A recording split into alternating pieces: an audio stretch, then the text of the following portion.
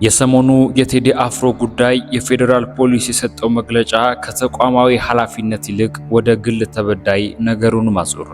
የምክትል ኮሚሽነር ሙሌሳ አብዴሳ ምላሽ እኛ አላደረግነውም በሚል ራስን የመከላከል አካሄድ ላይ ያተኮረ ነበር።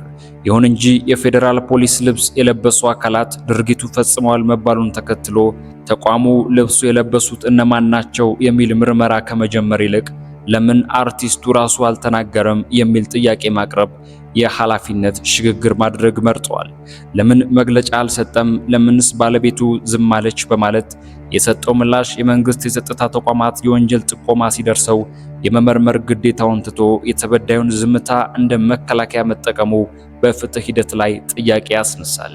ህዝቡም የሚፈልገው ለምን ዝም አላችሁ የሚል ወቀሳ ሳይሆን ወንጀሉ የፈጸመው አካል በቁጥጥር ስር ውሏል ወይ የሚል ማረጋገጫ ነው። ፖሊስ ጉዳዩን የሳይበር ጦርነትና የፖለቲካ አጀንዳ ብሎ መፈረጁ በስቱዲዮ ላይ የደረሰው ዝርፊያ እንደ ግል ወንጀል ወይንም ክሪሚናል አክት ከማየት ይልቅ እንደ ፕሮፓጋንዳ እንዲታይ ያደርጓል። ይህ የፍርጃ አካሄድ ሌሎች ሊሆኑ የሚችሉ አማራጮችን ይዘጋል።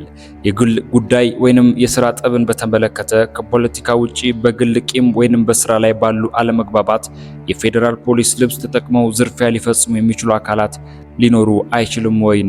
ሌላው ደግሞ የግል ጥቅምን በተመለከተ የአርቲስቱን ያልተለቀቁ ስራዎች ከፍተኛ ገንዘብ ዋጋ ያላቸው በመሆኑ በስርቆት የተሰማሩ አካላት ይህንን ለማድረግ የፖለቲካ ተልዕኮ የግድ ያስፈልጋቸዋል ወይን? ሌላው የፍትህ ሚዛንን ሲመለከት የተወሰኑ አካላት አርቲስቱን መጠቀሚያ ለማድረግ እየሞከሩ ነው ሲሉ ትኩረቱ ከወንጀሉ ምርመራ ይልቅ መረጃውን ባሰራጩት አካላት ላይ ያደርጋል። ይህ ደግሞ ህዝቡ በተቋሙ ላይ ያለው እምነት ሊሸረሽረው ይችላል። የፌዴራል ፖሊስ ምላሽ ከህግ አስከባሪ ተቋም የሚጠበቅ ገለልተኛ ምርመራ አረጋግጦ ፍትህ ማምጣት የሚለውን ሚና ወደ ጎን በመተው ወደ ፖለቲካዊ መከላከያ ያዘነበለ ይመስላል።